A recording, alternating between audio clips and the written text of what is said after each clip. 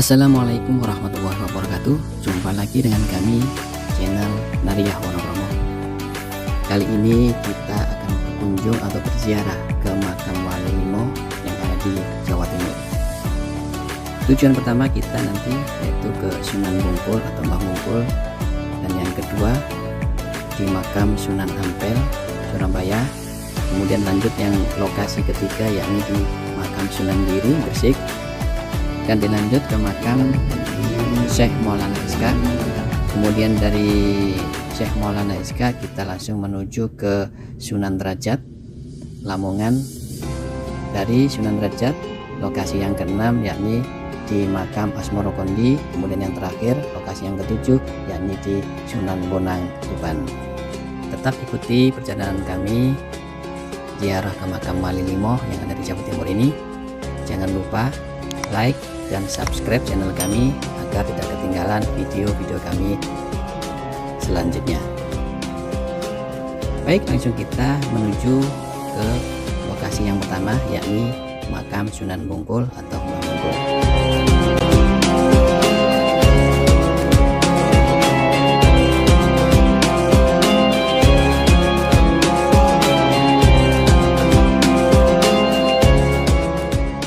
Makam Sunan Bungkul Surabaya atau biasa disebut sebagai Mbah Bungkul berada di dalam kompleks Taman Bungkul yang lokasinya berada di tepi Jalan Raya Darmo, sebuah jalan elit di kawasan Surabaya. Akses ke makam Sunan Bungkul berada di sisi belakang Taman Bungkul, melewati deretan warung yang ramai pengunjung baik siang maupun malam hari. Sahabat Nariyah, Mbah Bungkul diyakini sebagai salah satu wali besar di Surabaya. Sumbangsinya Sunan Bungkul dalam penyebaran Islam di Jawa tak bisa diabaikan begitu saja. Sahabat Nariyah, Mbah Bungkul diyakini sebagai salah satu wali besar di Surabaya. Sumbangsinya Sunan Bungkul dalam penyebaran Islam di tanah Jawa tidak bisa diabaikan begitu saja. Sunan Bungkul juga membantu Sunan Ampel dalam menyebarkan agama Islam di tanah Jawa. Sunan Bungkul atau yang memiliki nama asli Ki Ageng Supo atau Mbah Supo adalah bangsawan dari zaman Kerajaan Majapahit yang telah memeluk agama Islam lalu menggunakan nama Ki Ageng Ahmuddin atau dikenal dengan Syekh Mahmudin di tahun 1400 sampai 1481 Masehi. Ia adalah salah satu penyebar agama Islam di akhir kejayaan Kerajaan Majapahit pada abad ke-15. Ia adalah mertua Sunan Ampel, namun dari sumber lain mengatakan bahwa beliau adalah mertua dari Raden Paku atau yang lebih dikenal dengan Sunan Giri. Baik sahabat Nariyah, demikian cerita singkat dari Sunan Bungkul atau Mbah Bungkul. Yuk kita ikuti perjalanan kita selanjutnya.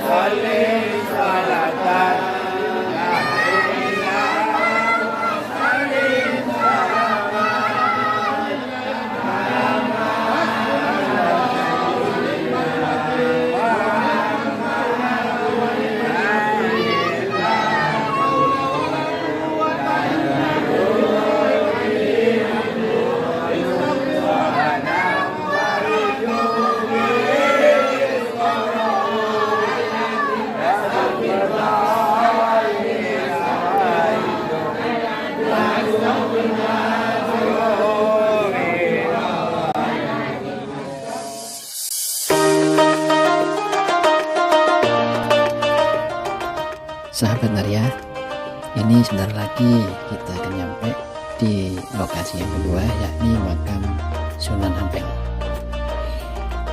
Pada hari ini kelihatannya sangat padat sekali. Ini mulai padat merayap, bisnya nggak bisa parkir di tempat parkir yang seperti biasanya, yaitu yang di dalam. Terpaksa kita parkir di luar di jalan rayanya.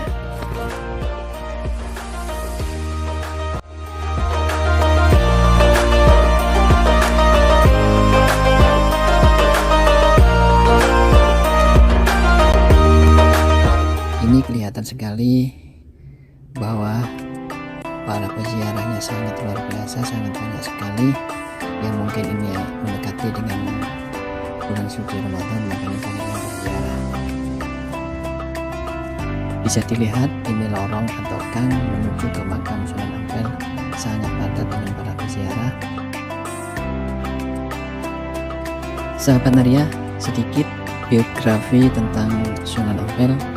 Sunan Ampel yang lahir di Campah, Vietnam pada tahun 1401 Masehi memiliki nama Syed Muhammad Ali Rahmatullah ketika masih kecil. Saat beliau memilih pindah ke daerah Jawa Timur, masyarakat sekitar memanggilnya dengan Raden Rahmat.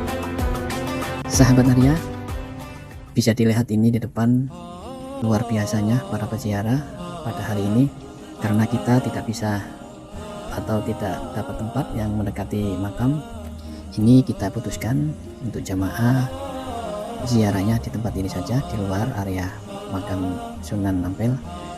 Meskipun terik, matahari tidak mengurangi kekhusyukan kita semua untuk berziarah di makam Sunan Ampel ini.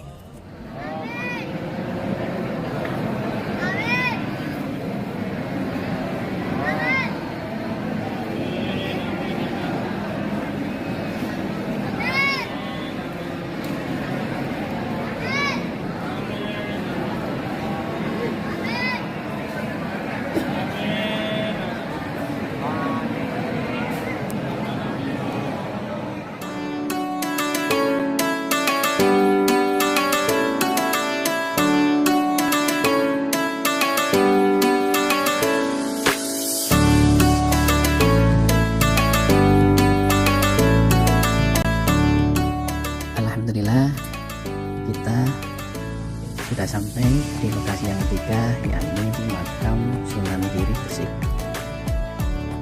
Ini tadi kita dari parkir bus naik ke atas pakai ojek.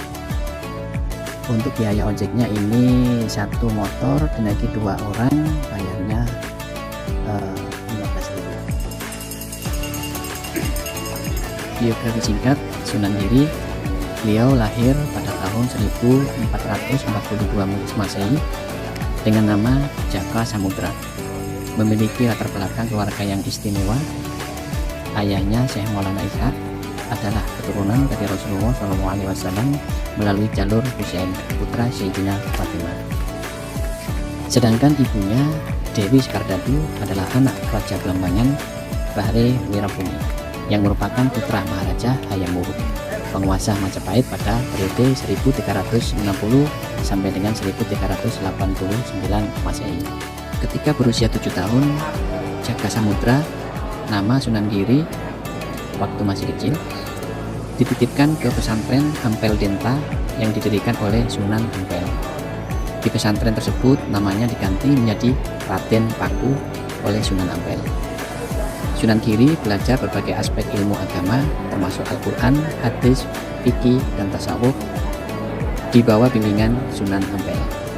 Kecerdasannya dalam menyerap ilmu agama membuatnya diberi gelar Maulana Ainul Yakin. Terkait dengan pesan dari sang ayah, Sunan Giri akhirnya memutuskan untuk mendirikan pesantrennya sendiri yang diberi nama Pesantren Giri Kedaton. Pesantren ini didirikan pada tahun 1487 Masehi di sebuah perbukitan di Gresik. Sahabat Naria, ini tadi kita diguyur hujan deras pada saat kita menaiki tangga ini menuju ke makam Sunan Giri, dan alhasil ini rombongan jamaah terbagi menjadi 2, tapi itu semua tidak mengurangi rasa kekhusyukan dan keikhlasan kita untuk berziarah ke makam Sunan Giri Gresik ini.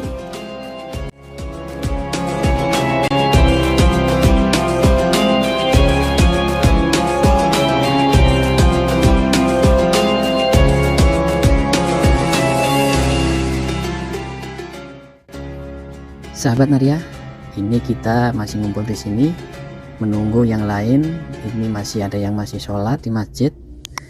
Ini terlihat bangunan yang ada di sini sangat megah, sangat bagus. Bangunannya kebanyakan dari kayu, arsitekturnya sangat bagus. Oke sahabat Naria, kita lanjut ke lokasi yang keempat, yakni makam Syekh Maulana Ishaq. Syekh Maulana Ishaq berasal dari Samarkand dekat Bukhara di Uzbekistan. Beliau sebagai ahli pengobatan. Maulana Ishaq datang di Jawa Timur pada tahun 1404 Masehi bersama dengan ayahnya, yaitu Maulana Malik Ibrahim. Maulana Ishaq pada awal datang di tanah Jawa menetap di Gresik. Setelah itu ditugaskan oleh Maulana Malik Ibrahim, sang ayah, menuju kerajaan Siwo Budo Belambangan untuk berdakwah di sana. Alhamdulillah, rombongan kami bisa menempati ruang kosong dekat sekali dengan makamnya Syekh Maulana Ishaq. Semoga teman-teman yang lain bisa semakin semangat berziarah, berzikir, dan berdoa di sini. Amin.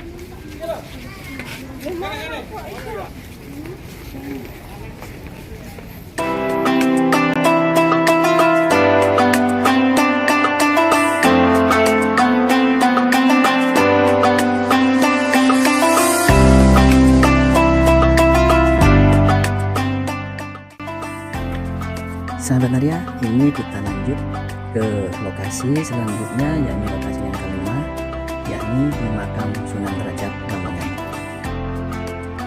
Sunan Derajat lahir pada tahun 1470 Masehi di Surabaya, Jawa Timur.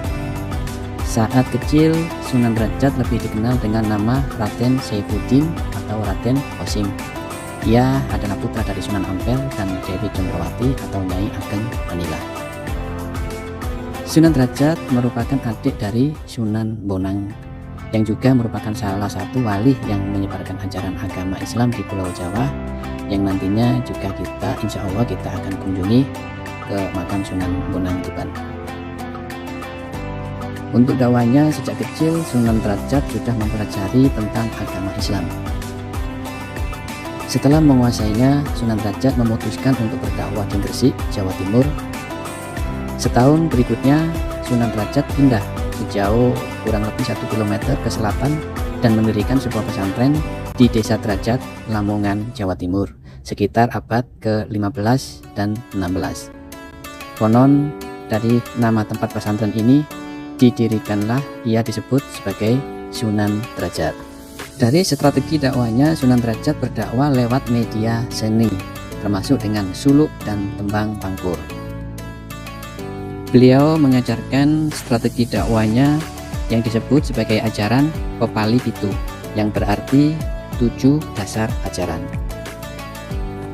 Selain itu, Sunan Derajat juga menambahkan ajaran Catur Piwulang, yang isinya adalah ajaran untuk selalu berbuat baik kepada sesama. Sahabat Naria, di sini juga sangat padat sekali para peziarahnya. Ya, mungkin sebentar lagi kita mendekati bulan suci Ramadan, makanya banyak yang berziarah ke makam-makam waliullah, termasuk di sini Sunan Derajat ini. Ini terdengar sayu-sayu para peziarah mengucapkan lafal la ilaha illallah, berzikir kepada Allah, mengucapkan kalimat-kalimat thayyibah yang lainnya juga, dan juga mengucapkan sholawat.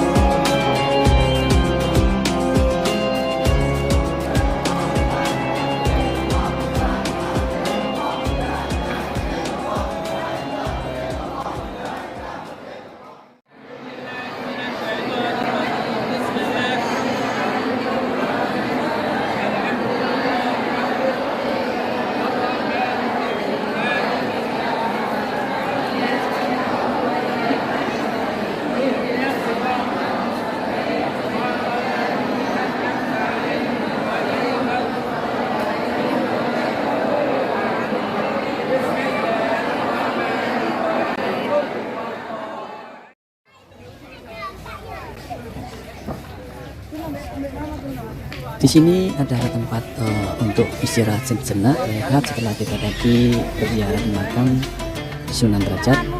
Ini lumayan luas tempatnya untuk beristirahat, view-nya juga bagus, cocok untuk berfoto-foto, ambil video di sini sangat bagus view-nya.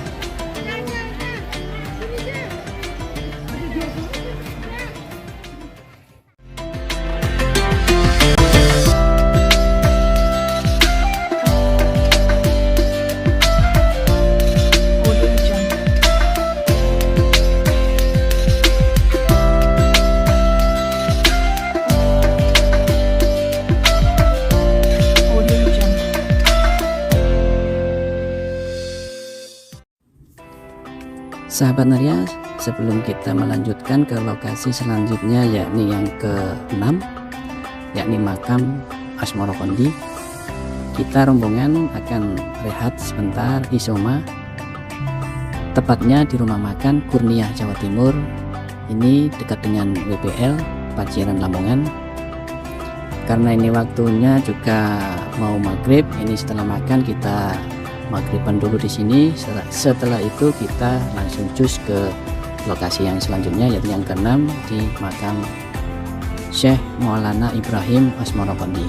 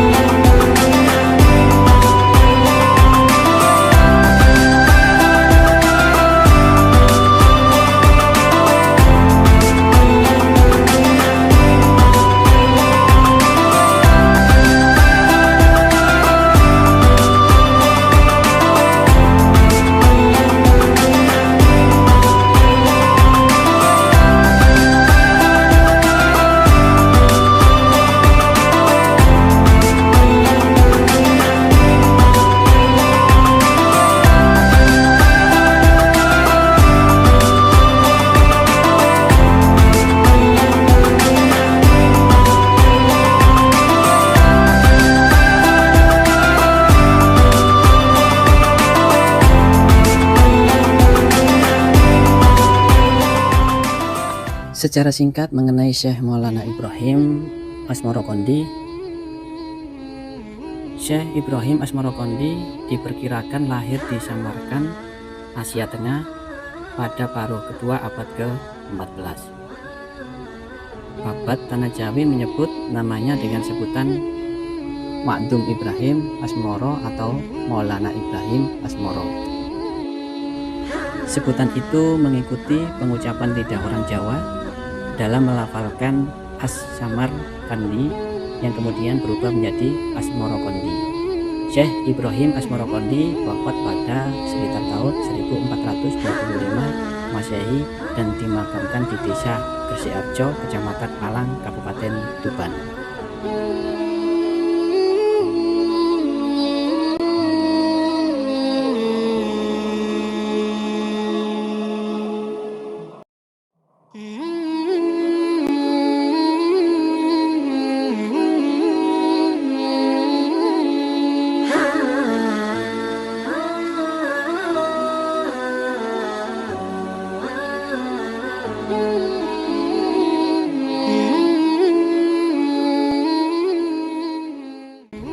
Alhamdulillah, akhirnya kita sampai juga ke lokasi yang ke-7, yakni makam Sunan Bonang.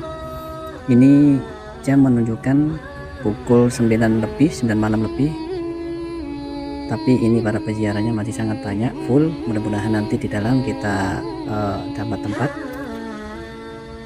Biografi singkat mengenai Sunan Bonang. Beliau mempunyai nama asli Syekh Maulana Makdum Ibrahim. Sunan Bonang lahir tahun 1448 Masehi di Tuban dari pasangan Sunan Ampel dan Dewi Chandrawati. Sunan Bonang sekaligus merupakan keturunan ke-24 Nabi Muhammad SAW. Dia memiliki 8 saudara, salah satunya Raden Qasim yang dikenal dengan gelar Sunan Derajat. Sunan Bonang dikenal sebagai salah satu wali songo yang paling cerdas. Banyak yang menyebut menguasai ilmu fikih, ushuluddin, tasawuf, seni sastra, arsitektur, dan ilmu silat dengan kesaktian dan kedikdayaan menakjubkan. Sunan Bonang wafat pada saat usianya yang masih 60 tahun atau di tahun 1525 Masehi. Sunan Bonang dimakamkan di Tuban. Mengenai riwayat dakwah Sunan Bonang, sepanjang hidupnya Sunan Bonang berdakwah ke berbagai daerah di Jawa Timur dan Jawa Tengah. Perjalanan dakwah Sunan Bonang dimulai dari Kediri, Jawa Timur. Pada saat itu Sunan Bonang mendirikan sebuah mushola di desa Singkal yang berada di tepi Sungai Berantas. Setelah dari Kediri, Sunan Bonang melanjutkan dakwahnya ke Demak, Jawa Tengah. Kedatangan Sunan Bonang ke Demak merupakan undangan dari Raja Demak pada masa itu, yaitu Raden Patah. Waktu itu Sunan Bonang diundang untuk diminta menjadi imam di Masjid Demak. Syekh Maulana Maktum Ibrahim kemudian dikenal sebagai Sunan Bonang karena saat melakukan dakwah, beliau sering menggunakan seni gamelan sebagai medianya. Hal tersebut dilakukan dengan tujuan untuk lebih dekat dan agar bisa diterima oleh masyarakat. Sunan Bonang menambahkan beberapa instrumen seperti rebab dan punang. Sunan Bonang juga membuat musik dan lagunya sendiri yang dia lantunkan untuk media berdakwah. Itulah diantaranya sekilas biografi Sunan Bonang, riwayat dan metode dakwah hingga karya-karyanya. Semoga bisa menambah wawasan sahabat Nariyah semuanya. Terima kasih. Wassalamualaikum warahmatullahi wabarakatuh.